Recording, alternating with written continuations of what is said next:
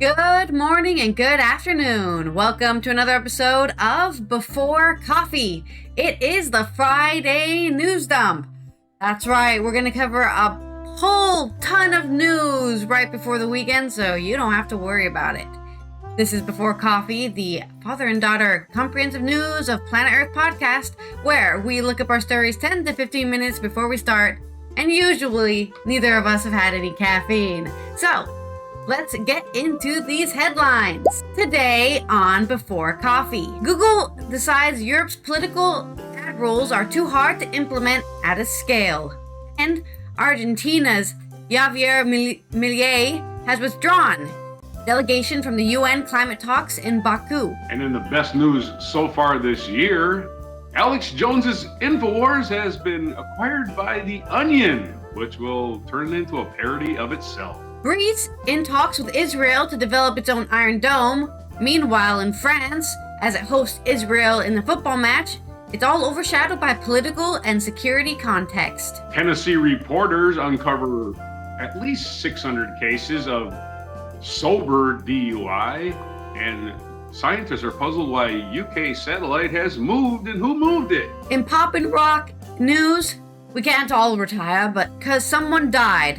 The new band's honoring the spirit of old ones, from Talk Talk to Thin Lizzy. And it's National Clean Out Your Refrigerator Day, so time to throw away that half-empty ketchup bottle, almost empty ketchup bottle that's been there since 1983, on November 15th, 2024 on Before Coffee.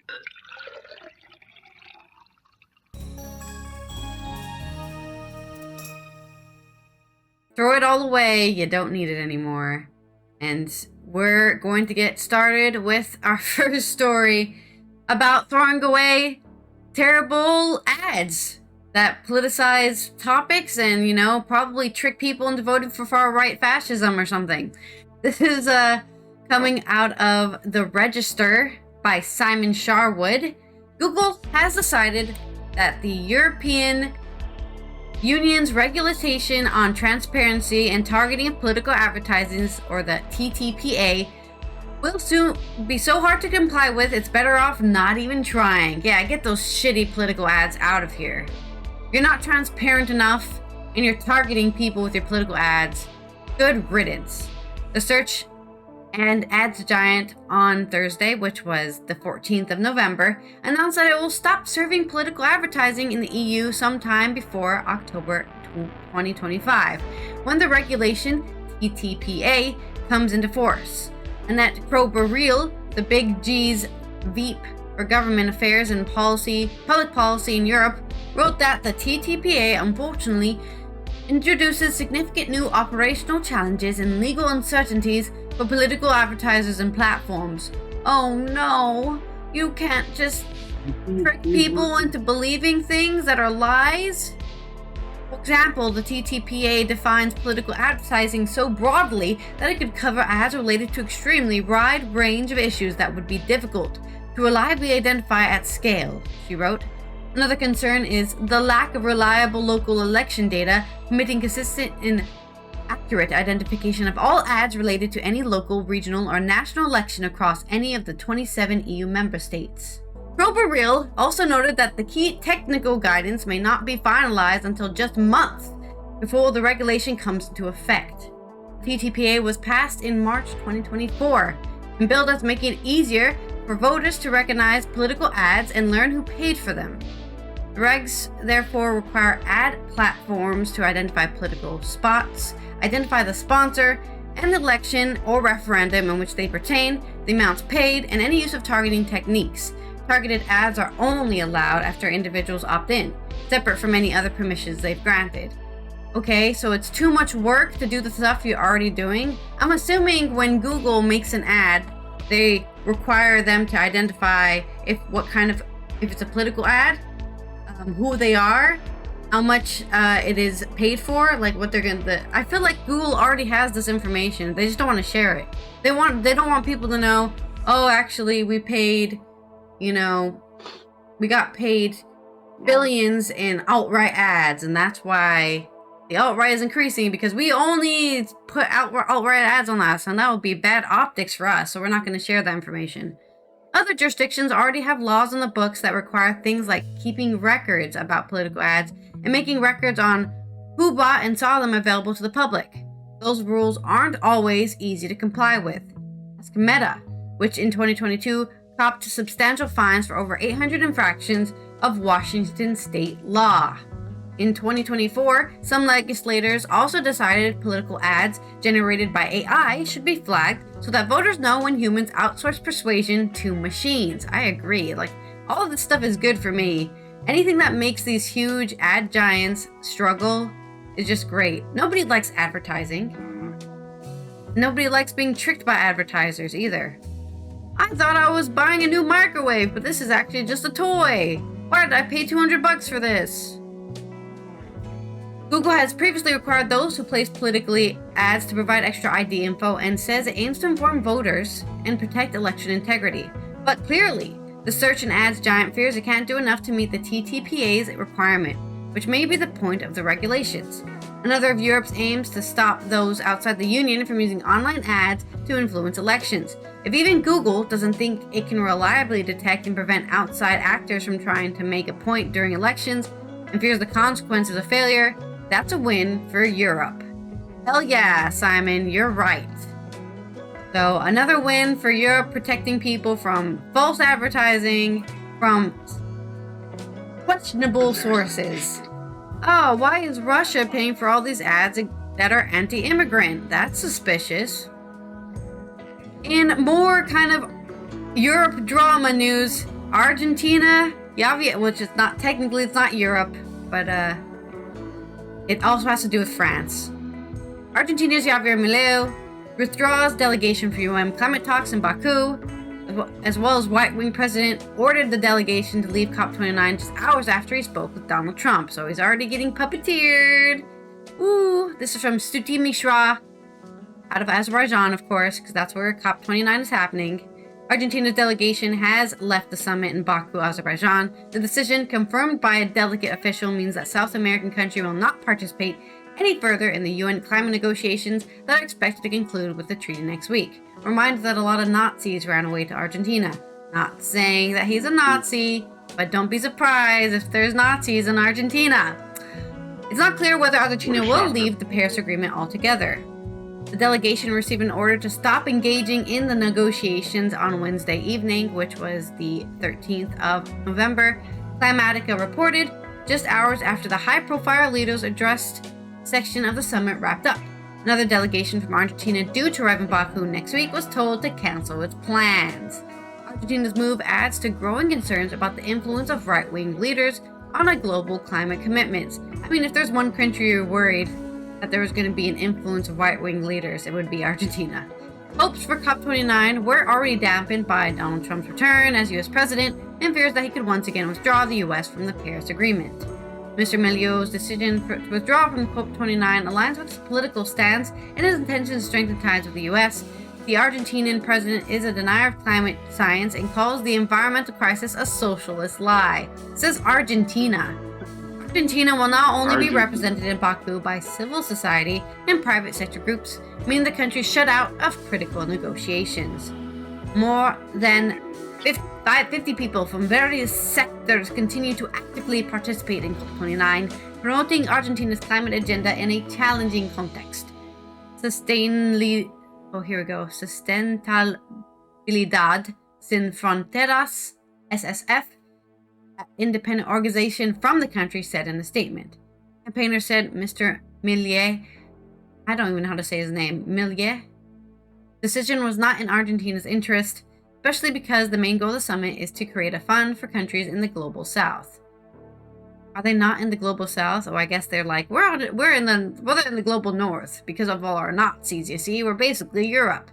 A spokesperson for Greenpeace, Andino, the South American branch of NGO, said, withdrawing from the decision-making on an issue as sensitive and critical as financing is a lost opportunity for those who can benefit from the agreement reached in Baku. Mr. Milei's decision isolates Argentina from international community and sends a negative signal to investors and companies, SSF has said. Some campaigners in Baku said they were shocked by the decision, but added that it would not deter from pushing the interests of the country and wider region. We have lived through changes of government during COPs. Climate campaigner Maria Azul Schwarzman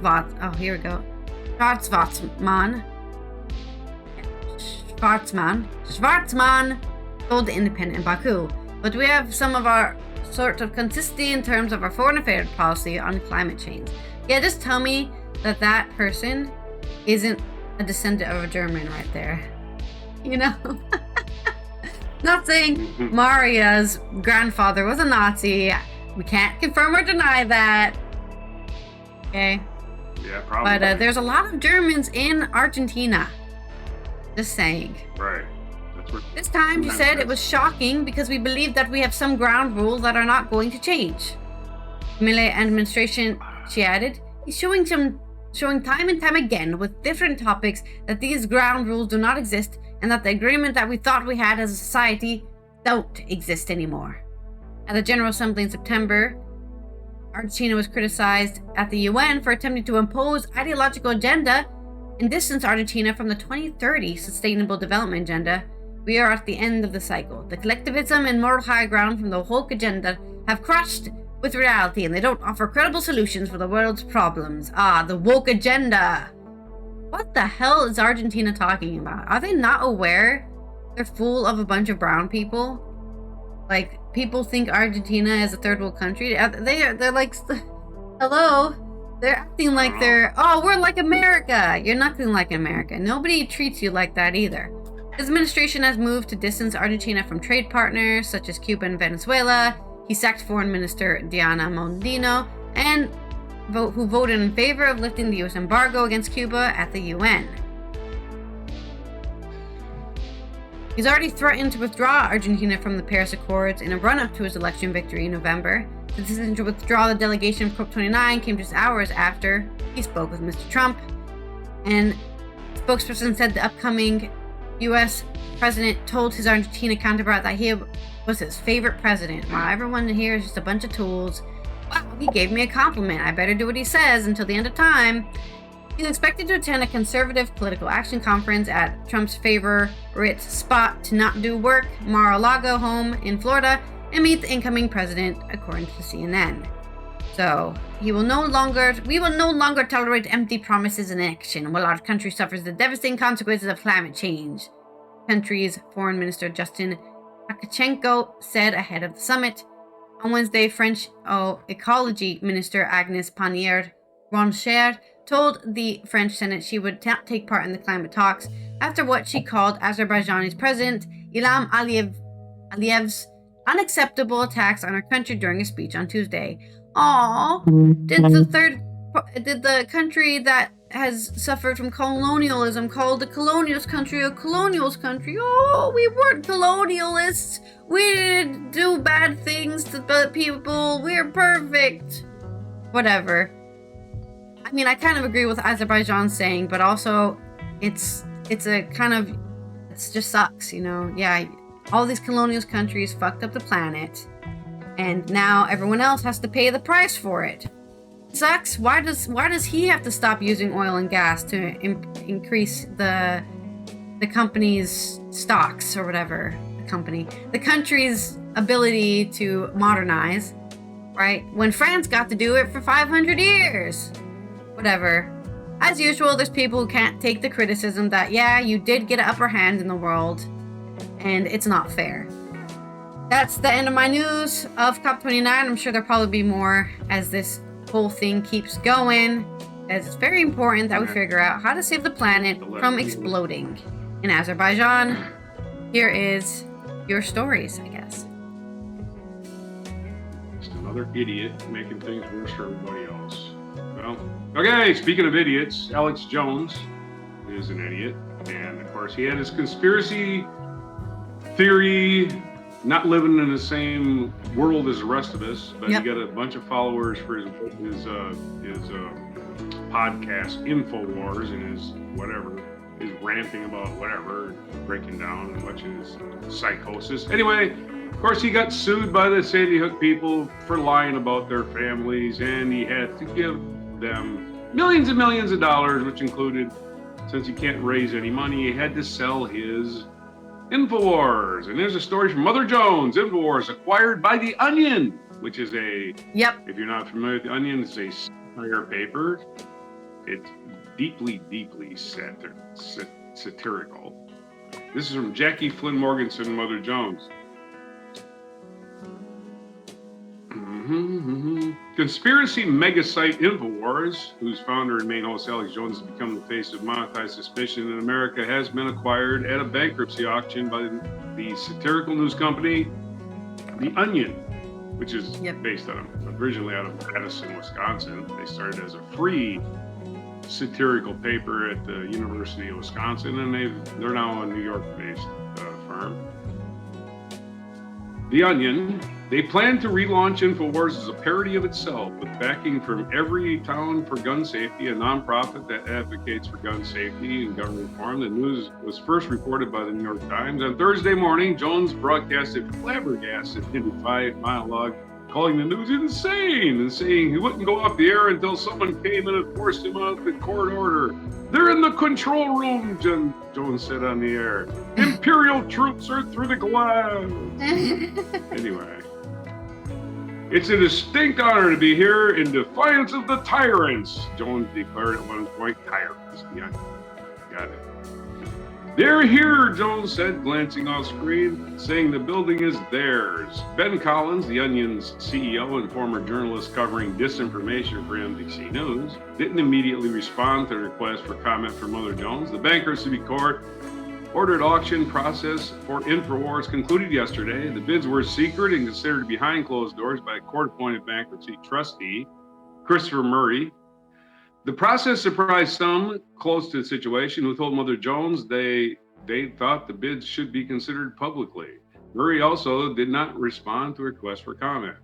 During Thursday morning's broadcast, a producer came in as Jones continued to broadcast and announced off camera that they were working on shutting it down momentarily, meaning both Infowars and Band.video, another site that is used to broadcast Infowars content. Jones then called Steve Bannon on the speakerphone, who released a string of audible profanity before Jones cut him off. Bannon implored Jones to film the supposed raid. In an interview with The Times, Collins didn't disclose how much The Onion paid for Infowars, but it said it would relaunch in January, making fun of weird internet personalities like Alex Jones. He also said that St. Louis families were supportive, as The Times put it, of the bid. Man, I want a job there. Now I want to be that guy in here ranting about shit that don't exist and getting paid for it. That'd be great. Jones had signaled that he was working with a group of what he called good guy buyers, including the former Trump advisor and longtime Infowars personality Roger Stone, definitely not a good guy, who apparently did not, in the eyes of the trustee, mount the best bid. Jones, unsurprisingly, declared the process to be rigged. We care about his comments, and now we're gonna read the official press release. I don't know how official it is, but it was released on Facebook. This is the press release from The Onion parent corporation. This is via our parent company, Global Tetrahydron CEO Bryce P. Tetrader. Obviously a made-up name, but we're going to read the statement from The Onion. Today we celebrate a new addition to the Global Tetrahedron LLC family of brands, and let me say, I really do see it as a family. Much like family members, our brands are abstract nodes of wealth, interchangeable assets for their patriarch to absorb and discard accordingly to the opaque whims of the market. Exactly like a family. What? This is The Onion. Yeah, you abandon your family when the market collapses, exactly like a family. And just like family members, our brands regard one another with mutual suspicion and malice. All told, the decision to acquire Infowars was an easy one for the Global Tetrahydron Executive Board. Founded in 1999 on the heels of the Satanic Panic and growing steadily ever since, Infowars has distinguished itself as an invaluable tool for brainwashing and controlling the masses. With a shrewd mix of delusional paranoia and dubious anti-aging nutrition hacks, They strive to make life both scarier and longer for everyone. A commendable goal. They are a true unicorn, capable of simultaneously inspiring public support for billionaires and stoking outrage at an inept federal state that can assassinate JFK but can't even put a man on the moon. Through it all, Infowars, of course, Infowars big on me. We didn't put anybody on the moon. That didn't happen. Shh. Puck me up and back. There's no reason to go, morons. Anyway, back to the statement. Through it all, Infowars has shown an unswerving commitment to manufacturing anger and radicalizing the most vulnerable members of society. Values that resonate deeply with all of us at Global Tetrahydron. No price would be too high for such a cornucopia of malleable assets and minds, and yet, in a stroke of good fortune, a formidable special interest group has outwitted the hapless owner of Infowars, a forgettable man with an already forgettable name, and forced him to sell it at a steep bargain, less than $1 trillion. Make no mistake, this is a coup for our company and well-deserved victory for multinational elites world over. What's next for Infowars? Remains the live issue. The excess funds initially allocated for the purchase will be reinvested into our philanthropic efforts that includes business school scholarships for promising cult leaders, a charity that donates elections to at-risk third world dictators, a new pro bono program pairing orphans with stable factory jobs at no cost to the factories.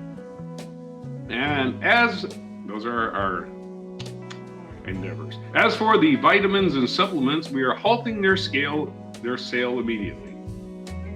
Utilitarian logic dictates that if we can extend every one of our CEOs,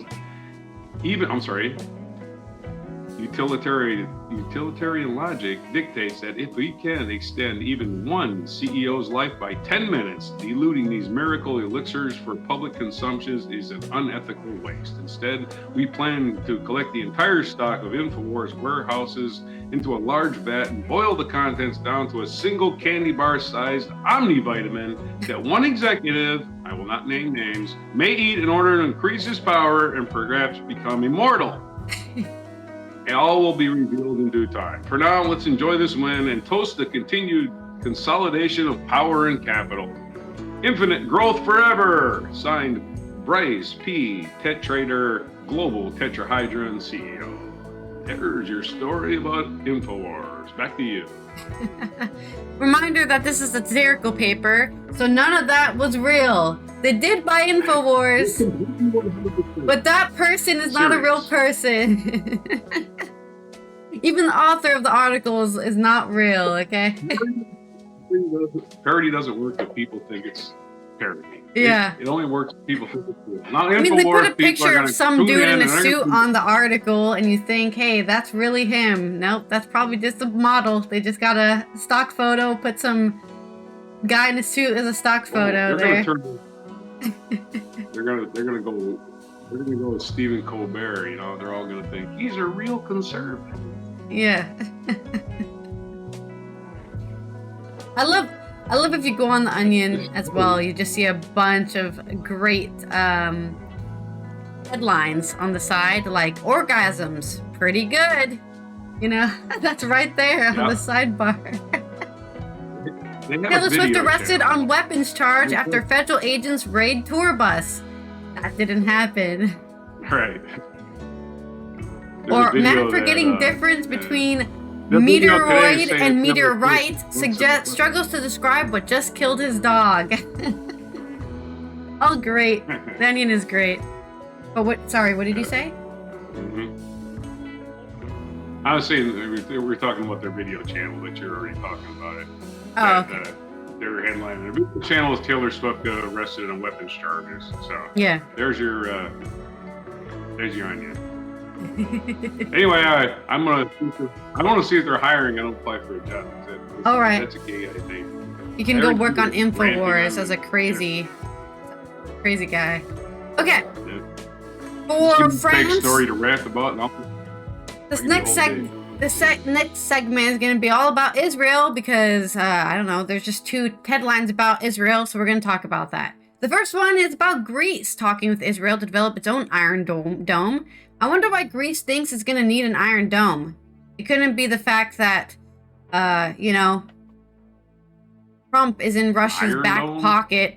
This is from Lefteris Papadimas. You're not going to get any satellite signals of an Iron Dome, just telling you. Anyway, go ahead. Greece is in talks with Israel to develop a €2 billion anti-aircraft and missile defense dome, part of a wider push to modernize its armed forces, Greek officials said yesterday on the 14th of November. The defenses would likely mimic Israel's Iron Dome and other systems that intercept short and long-range missiles launched during strikes from its neighbors amid ongoing conflicts in Gaza and Lebanon. Greece is keen to invest in its defense to keep up with NATO ally and historic rival Turkey, which is also developing its own air defense despite some improvements in relations. Plan is to create a multi-layered anti-aircraft and anti-drone system. One source with knowledge of issues told Reuters after a closed-door briefing with Greek Defense Minister Nikos Dendias. We are in discussions with Israel, the source said. The second official confirmed the scale of the potential deal, adding that Greece needs to spend €12.8 billion by 2035 to modernize its armed forces. I hope it happens in time. The air defense are part of Athens' 10-year military purchasing plan that includes acquiring up to 40 new F-35 fighter jets and drones from the US and 4 Belhara frigates and Rafale jets from France. Our efforts is for a quick transition of our armed forces to the 21st century, Defense Minister Dendias said before Thursday's briefing. Greece currently uses US Patriot and old Russian S-300 systems to protect its airspace. Despite some thaw in Greece's long-troubled relationships with Turkey, its much larger eastern neighbor, the two countries remain at odds on a range of issues including sea boundaries, energy resources, and airspace in the eastern Mediterranean.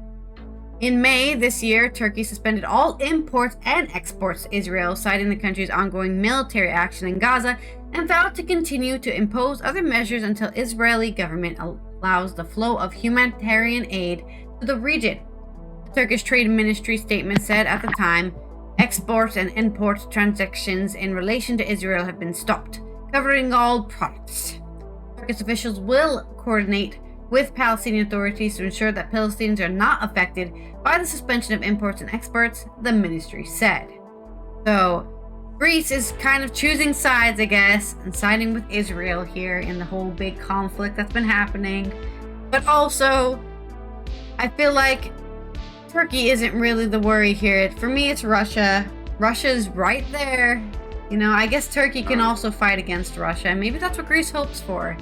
If Russia decides to do an actual full-scale invasion into the West, so to say, Turkey will take the brunt of the attack, and then Greece will be like, thanks, Turkey, you're my pal now because you protected us. Or maybe they want to protect themselves. I really don't know why Turkey would want to invade Greece and attack them, but it has been a historical thing that's happened many, many times over the history of human civilization. So, I guess hopefully that doesn't happen because we don't need any more invasions right now. I think we have plenty. In more Israel news, of course, since the last weekend's big problem with Israel football team in Amsterdam, France is also getting ready to politicize it and make it a huge security problem for the country. Drastic measures will be taken today, or actually even yesterday they were taken, to ensure the safety of matches that could see Les Bleus qualify for the quarterfinals of the UEFA Nations League. This is by Dennis Menetier, coming out of Paris, on Le Monde. 17 months after their last match at the Stade de France against Greece in June 2023, Les Bleus, Les Bleus, are set to return to the stadium in a heavy and tense context. In the words of Didier Deschamps on November 14th, French coach would have wished for a better reception for his players, who need just one more point to qualify for the quarterfinals of the UEFA Nations League. Instead, it's a stadium-turned bunker that they'll face Israel in. The match, which had been the subject for much debate over the last few weeks as to whether it should go ahead or not, had been given a very high-risk rating, 5 on a scale of 5, by the National Anti-Hooliganism Division. You know, I love sports. You know, you have to make an entire division in your government for football. The Hooliganism Division. Because of football. I'm just saying, you know what? Okay, sure, basketball's fine. Maybe even football is fine. American football is fine, even though it's, you know, can give you a concussion. Or boxing, you know, that's great. But why do they allow a sport that they have to create an entire governmental body for to protect their citizens to exist? Too much money, I guess. It's the money. It must be how much money they make. Yeah? You understand, nobody gets worked up in basketball because there's constant scoring, right? In soccer, you sit there for 3 hours and nobody scored, and you're like, that's they got so close. That's what I'm saying. They should just get rid of the sport. If they have to make a national anti-hooliganism division, maybe they should just stop. Anyways, I know it's because they make a lot of money off it. Those stadiums are probably tax-backed, so the government helped build the stadiums for these football teams, so they can't back out now. They've already invested all that taxpayer money into it. Throughout the evening, kickoff was at 8:45. 4,000 law enforcement personnel were mobilized around the stadium and throughout the capital. On the outskirts of the stadium, a double security perimeter was set up to filter the public as much as possible, and in the stands, the first 7 rows of the entire stadium were sealed off. To prevent any intrusions onto the pitch and any disruption to the match, fences were installed in the bottom of the stands, as they were for the 2023 Coupe de France final between Nantes and Toulouse. For the 2016, this is crazy to me, dude. They have to install gates like it's a hockey match. Where, at least in hockey, it makes sense. You don't want a hockey puck to hit a person in the crowd. You might die from that. But they have to install, for their own protection, gates to stop any fans from getting onto the pitch or, I guess, fighting each other. They probably also have separated sections as well. For the 2016 final between Olympique and Marseille and Paris Saint-Germain, 2 fierce rivals, the fences were only installed at the foot of some sections. For the key players in the match, it's almost impossible not to think about the context in which it will take place. We are trying to prepare for this match as normally as possible. And so that remains a football match, Deschamps told a press conference on the 13th. When asked about the significance of facing Israel in these conditions, 3 of the French team players did not elaborate on the subject, quickly switching to the sporting stakes. N'Golo Kante, who captained the match in the absence of Kylian Mbappe, expressed his sorrow, and Lucas Chevalier his compassion for the current situation in the Middle East. Rayo Upamecano expressed a wish on behalf of the entire Blue squad for the peace. The Bayern Munich defender, on the other hand, said he had not heard of the events that took place in Amsterdam on the night of November 7th and 8th. Several Maccabi Tel Aviv supporters were attacked in the Dutch capital after a Europa League match against Ajax. These events have obviously left a mark on the players in the Israeli national team, 7 of whom play for Maccabi Tel Aviv. And as the situation in the Middle East since the October 7th attacks, Oscar Gluck, a talented 20-year-old midfielder, and Indan Nichamias, a 27-year-old central defender, lost loved ones in their country's offensive in the Gaza Strip, which has claimed more than 41,000 lives on the Palestinian side, according to the enclave's health authorities. Yeah, don't tell anybody that Israel also killed most of the people who are being held captive. They would rather kill the captives than allow them to return to Israel. So, yeah, it's not just Palestinians who got killed there. Keep that in mind. These are things we have to remember on a daily basis. This is the reality of our friends and loved ones. Eli Dasi, Israel's team captain, confided on the 13th of November. At the last meeting on arrival to Budapest, Hungary, where they have been playing all their home matches for over a year, the Israeli players organized a ceremony to pay tribute to victims of Israel's conflicts in Gaza and Lebanon. So, they were on a tight security until they started the match. And they're also only part of their first 4 matches in the group phase. including the first leg against French squad in Budapest in October 1st and 4th. But he's hoping to pull off a miracle. I guess he hoped to pull off a miracle. I have no idea. Let me look up the actual map. I didn't realize this was about yesterday. This came out yesterday, which means I need to actually look up who won this match. On the current what is the name of the things? What's the name of them? I wonder if you can bet on Red Blue. I get a riot bet.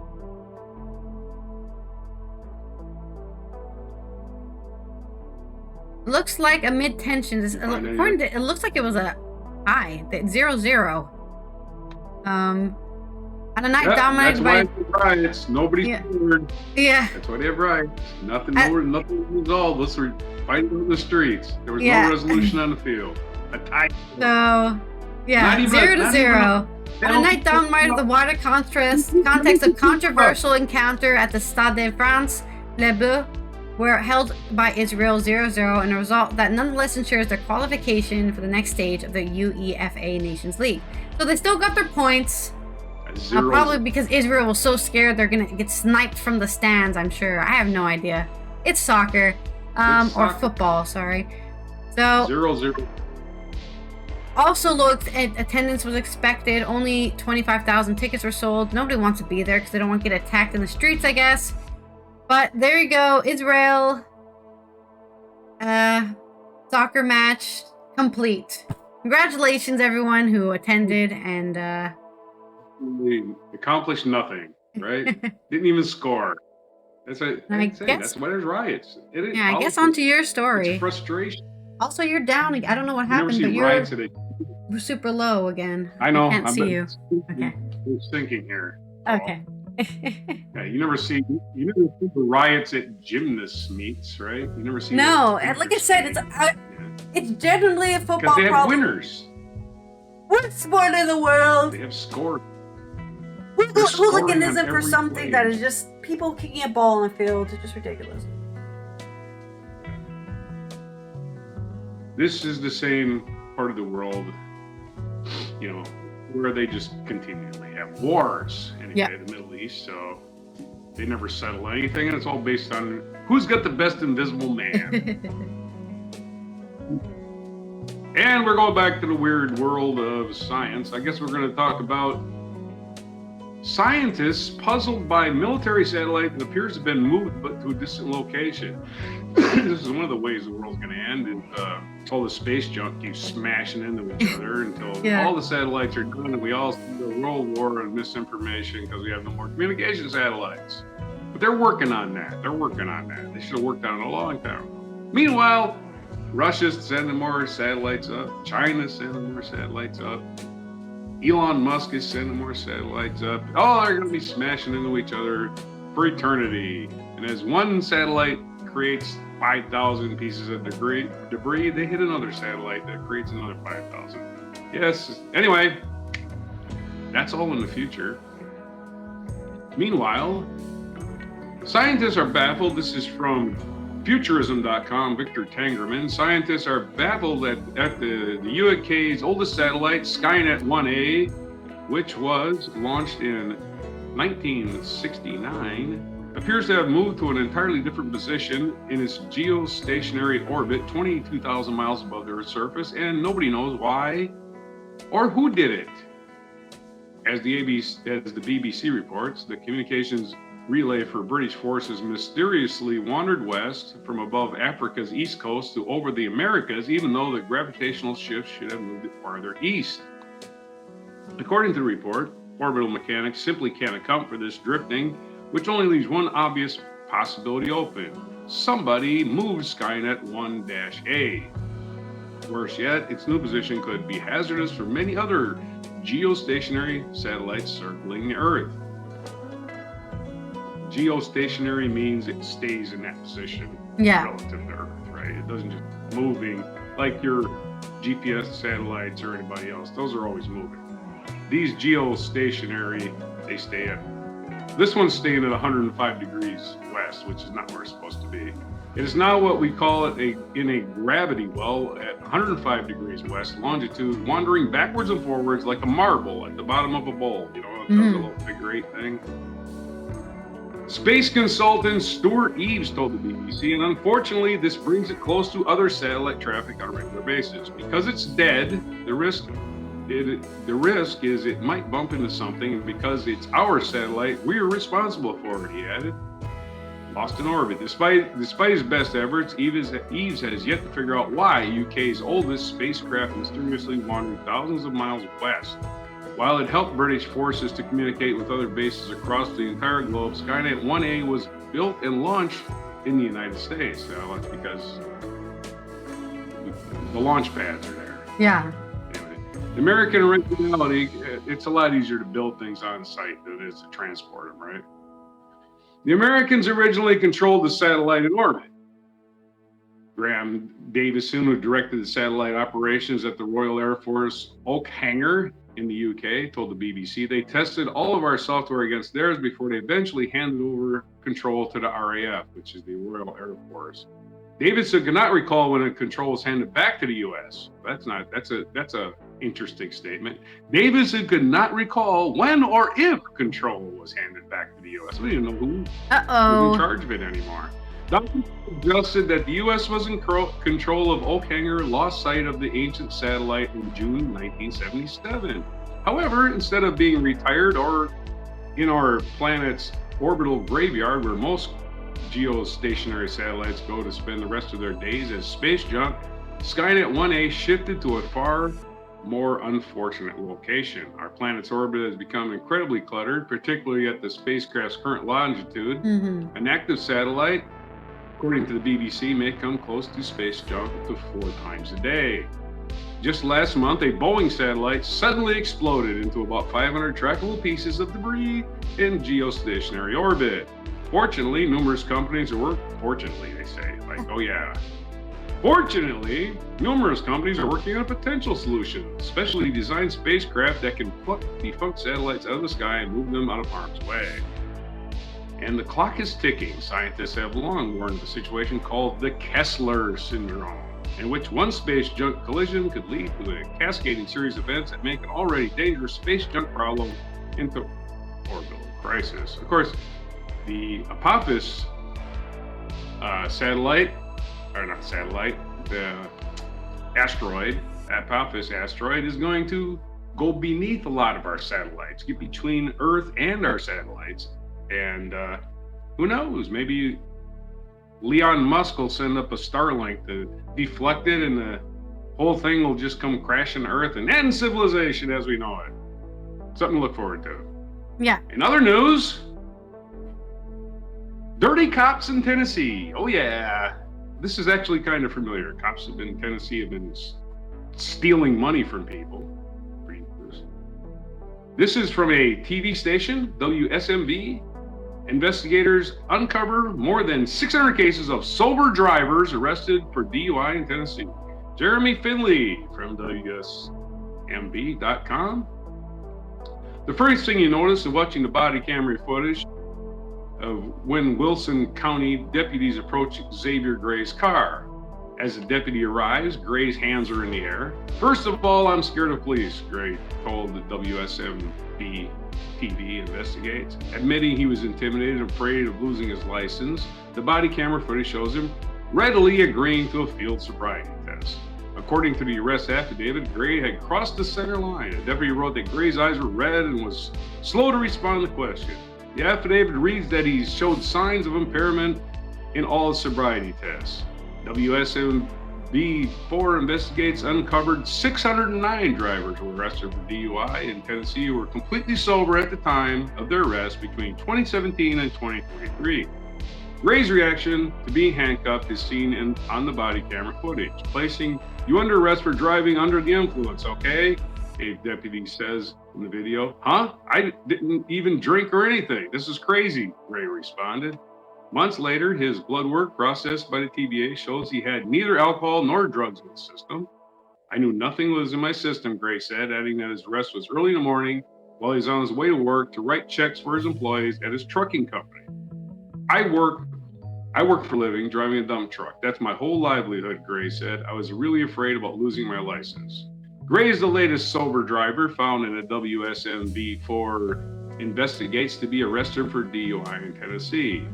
WSMV4 investigates reporting found a backlog of alcohol and toxicology tests at the TBI, the Tennessee Board of Investigations.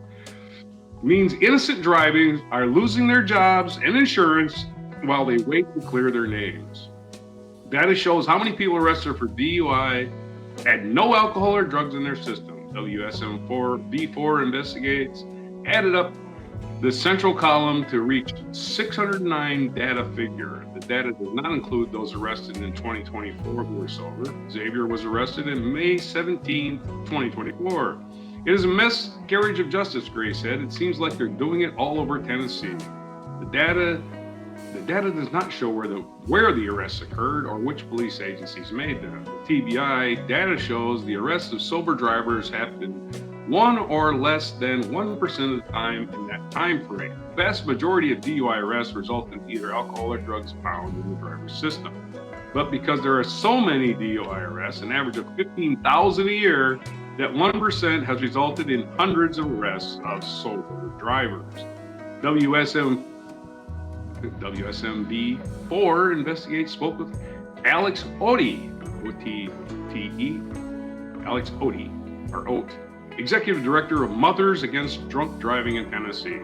Nobody wants drunk drivers on the road ever, but what does it say that we keep finding sober people being arrested for DUI? I've heard of those on a very limited scale, and those are, of course, tragic for anyone involved. Of course it is. WSMV4 investigates is now seeking reactions to the data from the law enforcement agencies and prosecutors. We are also asking the TBI to release the locations of the arrests as well as the police agencies responsible, which they need to do.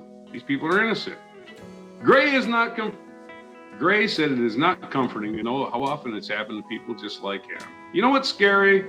I was thinking about how hard I've worked to stay out of trouble, right? And then to have something like this happen, Gray said.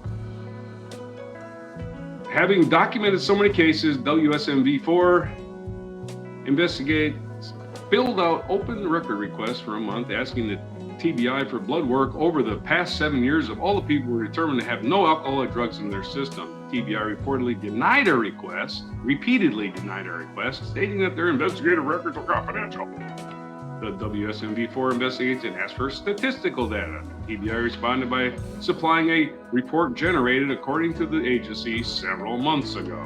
The report listed statistical data for all the people who were arrested for DUI and the percentage of alcohol in their system at the time of their arrest. The document only details results related to alcohol testing. We did not maintain corresponding statistics for drug testing in DUI cases emailed from the TBI arrest. Of course they're not. They're going to keep track of their fuck-ups. Why would they do that?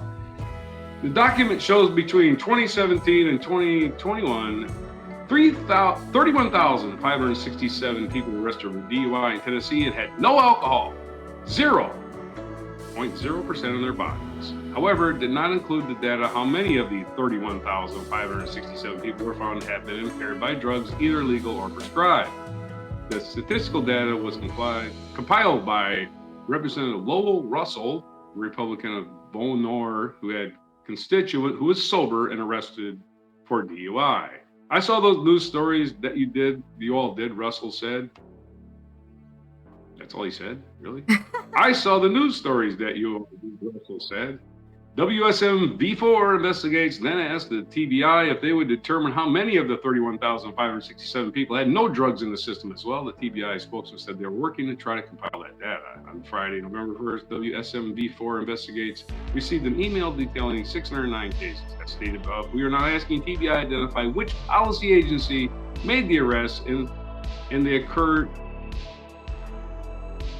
Which agencies made the arrests and they occurred and will report. I think it concurred is what they meant to say. And we'll report back when we obtain the data. Russell said he would now like the TBA to create a public document that would show for all arrests, including DUI, if that person was convicted or if the charges were dismissed. So anyway, another way for municipalities and states and whoever to not raise taxes on the rich people.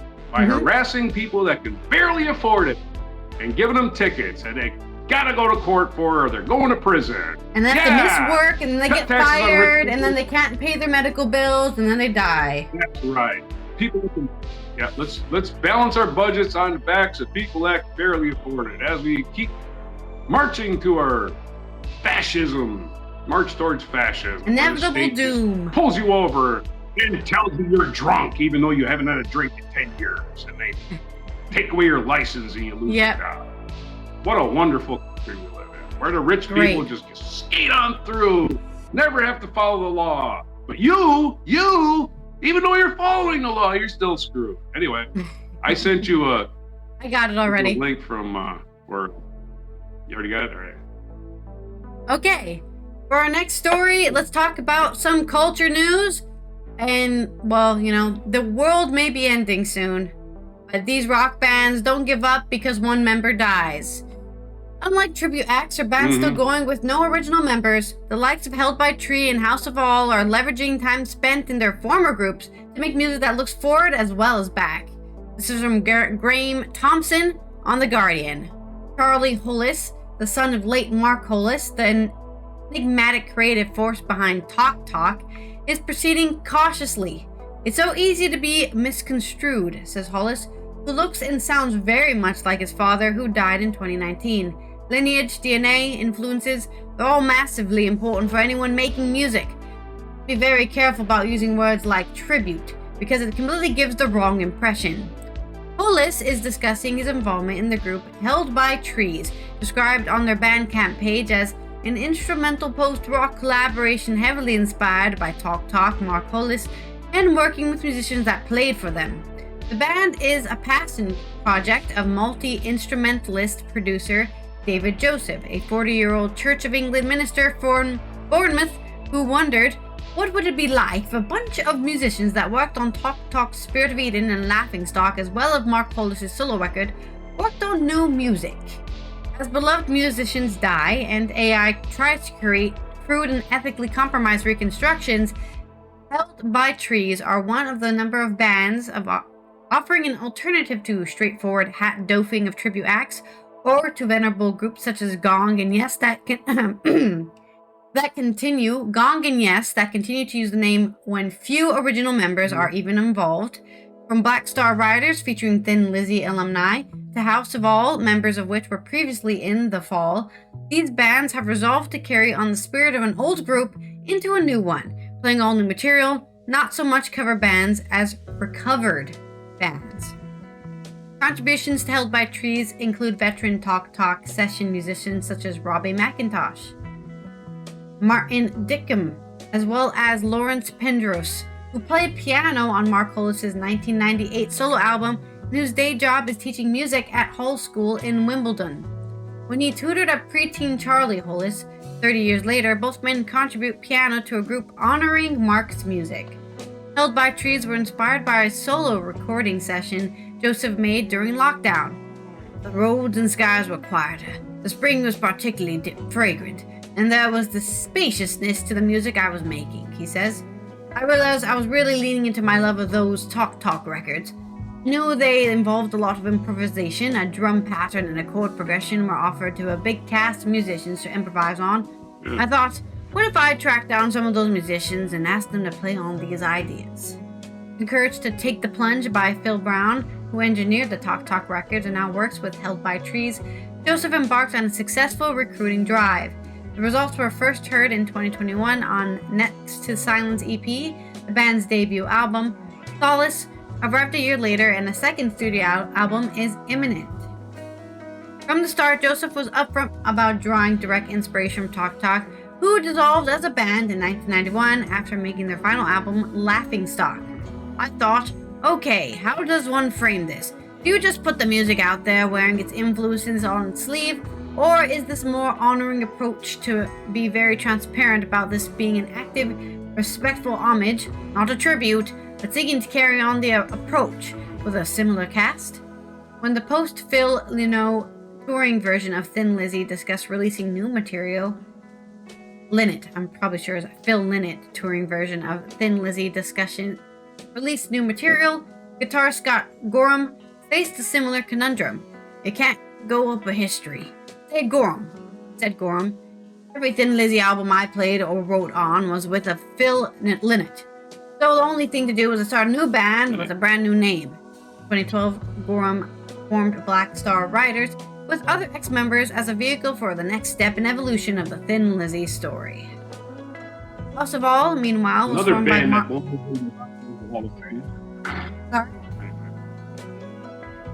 I said another band that should be in the Rock and Roll Hall of Fame, Thin Lizzy. Thin Lizzy, anyway.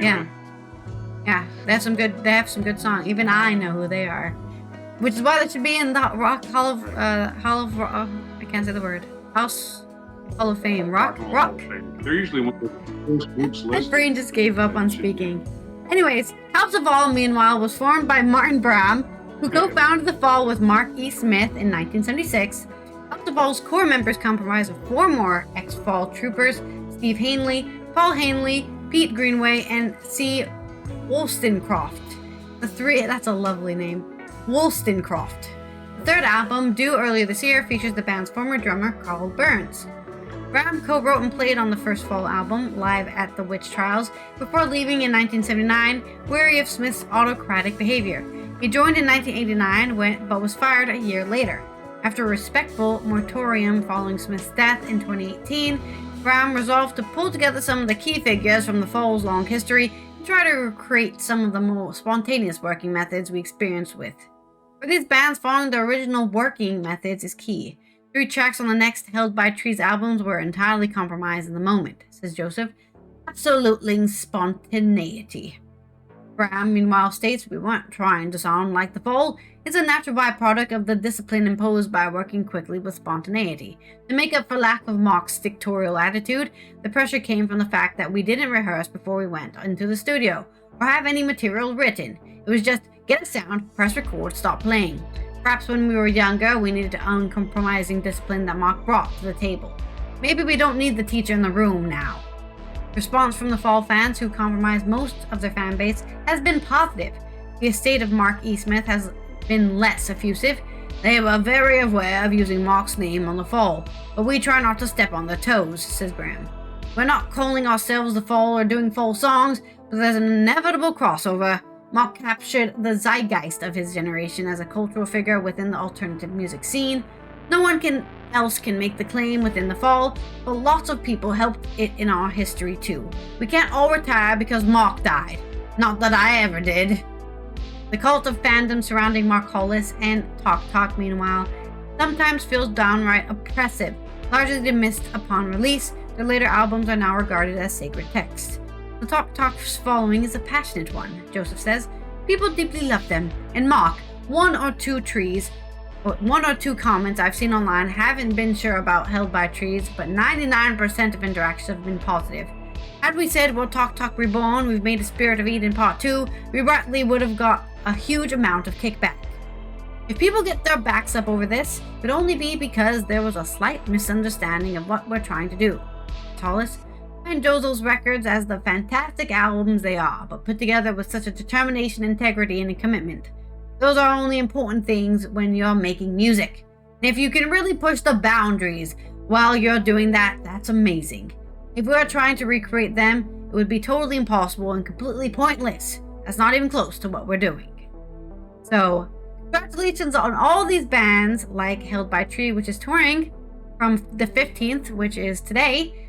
And the Lay Your Troubles Down EP is out now if you would like to listen to some Talk inspired continuation, the recovery of Talk. House of All release, Gaudy Pop Sensations, and collection of BB Sessions are also out on the November 28th. So, there you go. Not giving up just because a member dies, but also not creating some sort of phantasm of their death, but instead saying, we made a great thing and we're going to see what the next step after that is. You know, what's happening after that? And not letting... Got some positive news for today's it's Friday's news dump, and on to this day in history.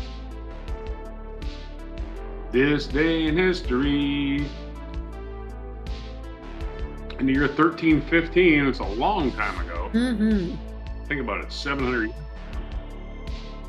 The Swiss Confederation achieved its first great military success against the Austrian Habsburgs at the Battle of Mortgard.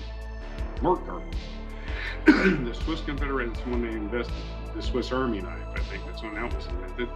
I'm just making that up. In 1630, jumping ahead, Johannes Kepler, the German astronomer who formulated the 3 laws of planetary motion, died in Regensburg. So this is the day he died, not the day he was born. Kepler, who was one of your first astronomers back in the 1600s. Astronomy wasn't exactly a science.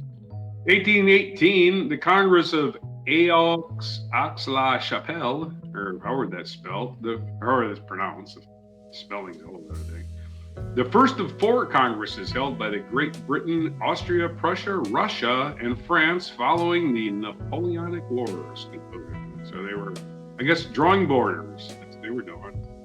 Getting together, drawing up borders, saying, hey, that's ours, that's yours. We'll take that, you take that. 1848, Pellegrino Rossi, a former member of the Carbonara, was assassinated in Rome during the Revolution of 1848. Aptly named, because that's when it happened. 1864, Union General William Tecumseh Sherman began his march to the sea across Georgia from Atlanta to Savannah, laying waste to the economic resources of the state as he sought to crush the white Southern civilian support for the Confederate cause. His campaign helped end the American Civil War. Oh yeah. Of course, William Sherman is hated in the South because he burned it to the ground. Oh well, he shouldn't have started a war. 1884, the Berlin Conference opened, in which the European countries involved in the colonialist scramble for Africa met to discuss their claims on the continent. Oh yeah, we're going to divide up Africa too, by golly. Yep. Historians today review the conference as a cover for profiteering and imperial ambitions. Yeah, let's make money off of people's pain and misery. Woo! I don't even know how it's a cover. I think it's a blatant. Yeah. Blatantly obvious division of covering profiteering and imperial ambitions. Blatantly obvious. Hey, all them people in Africa don't know what they got under their feet. Let's exploit their resources. 1885, St. Joseph Mukusa, one of the martyrs of Uganda, was beheaded by order of Mwanga, ruler of Buganda. Okay then. So this is the day that guy got his head lopped off. 1889, Emperor Pedro II of Brazil was forced to abdicate by a group of military officers led by Manuel Deodoro da Fonseca. 1891, Field Marshal Edwin Rommel was born. He led the Africa Corps to spectacular victories in Nazi Germany during World War II. Later had to kill himself because he was involved in the plot to kill Hitler, which failed. In 1904, the American inventor King Camp Gillette was granted the U.S. patent for the first razor with disposable blades. Founder of the Gillette Company, which is to this day one of your leading razor manufacturers. 1938, a farewell parade was held in Barcelona, Spain, for the volunteers of the international brigades who had fought for the Republicans during the Spanish Civil War. Okay, farewell parade for them. I'm not sure if they were on the winning side. They're probably on the winning side. They wouldn't have a parade if they were on the losing side, right? 1959, the Clutter family was discovered murdered on their Kansas farm, the Clutter family, and their deaths, as well as their capture, conviction, and execution of 2 drifters, inspired Truman Capote's classic nonfiction novel In Cold Blood. So that was pretty fucked up. Yeah. 1978, Margaret Mead passed away, American anthropologist who became widely known for her studies of peoples of Oceania, as well as their wide-ranging commentary on social issues such as women's rights, race relations, and nuclear proliferation. So Margaret Mead passed away this day in 1978. 2001, Microsoft released the Xbox, a video game console. Woo! On this day, 2001, Xbox. 2011, Duke University basketball coach Mike Krzyzewski, which is spelled Krzyzewski, recorded his 903rd career win, surpassing Bob Knight to become the winningest coach in NCAA Division I men's history. 2023, Indian cricketer Virat Kohli scored his 50th century in one-day international play, breaking the record held by Sachin Tendulkar that many thought would never be broken. Don't know what that means. I don't know anything about cricket. So, and I'm not about to learn here this morning. So, congratulations to that guy who did that thing last year in cricket. Our featured event, 1988, Palestinian state proclaimed by Yasser Arafat. How'd that work out, huh? Moving at Algiers, the Palestinian National Council, at the urging of PLO chairman Yasser Arafat, issued a declaration of independence for the state of Palestine in the West Bank and Gaza Strip on this day in 1988. And of course, they're celebrating that every day, how free they are, right? Anyway, another act of futility in the Middle East. Yay, let's celebrate that. Future biography, George O'Keeffe, American painter, born November 15th.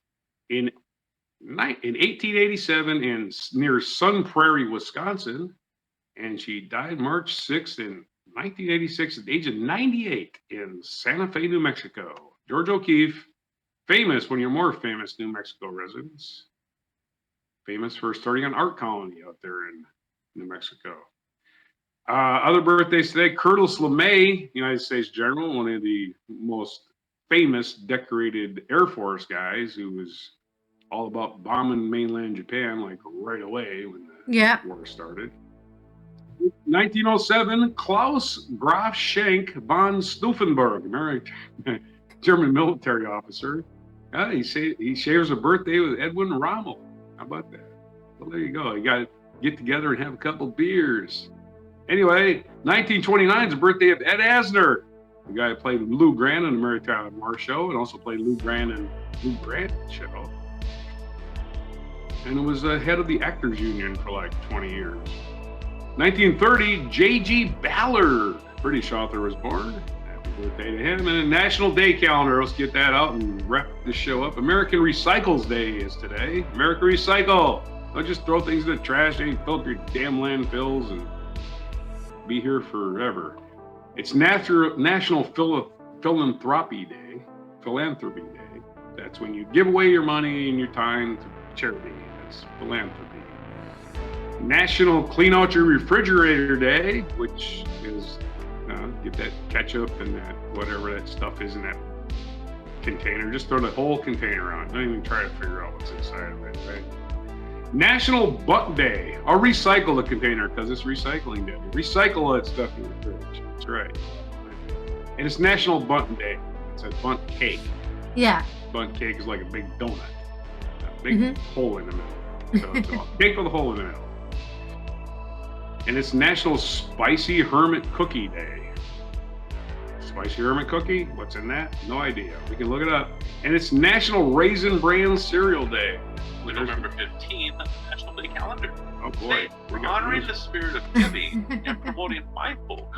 You hear that awful music that comes up, right? Yeah. And that AI voice. Consider Spicy Hermit Cookie is made from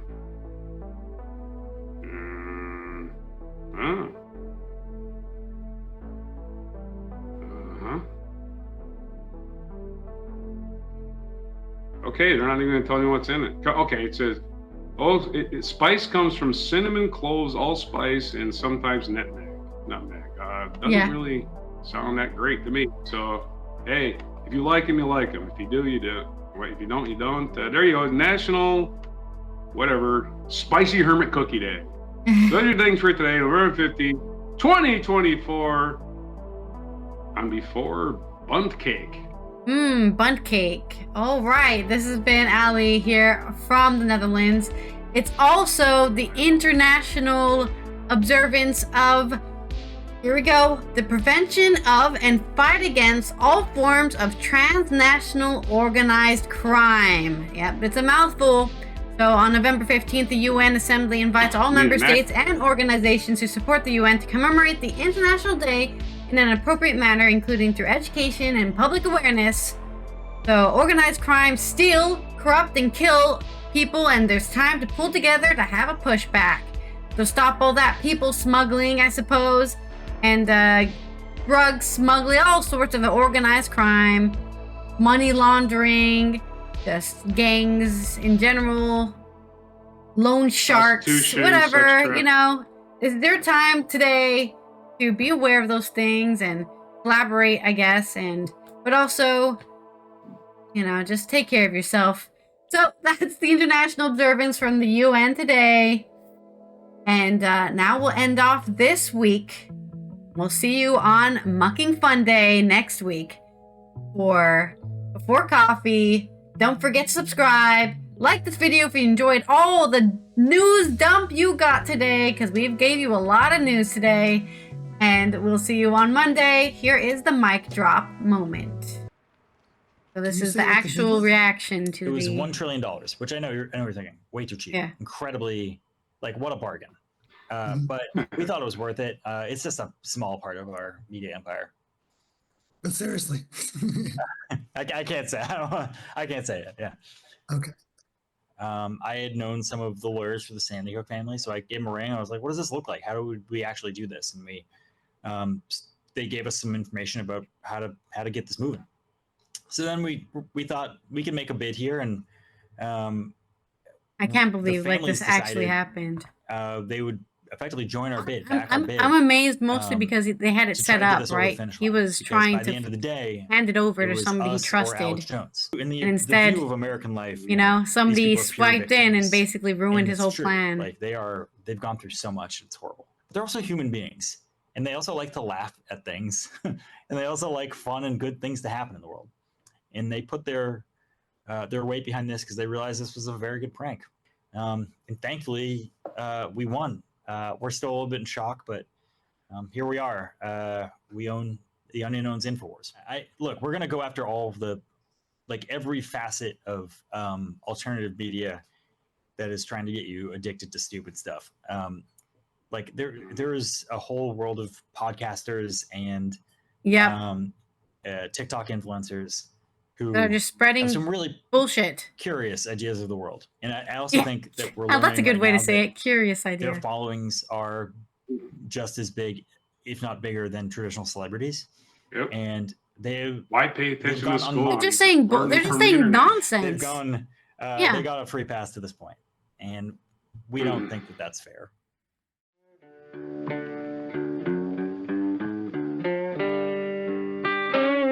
Be sure to hit the like, subscribe, and notify buttons, and follow our other channels, Toxic Alley, History of Gravy, and Scratchy Old Records.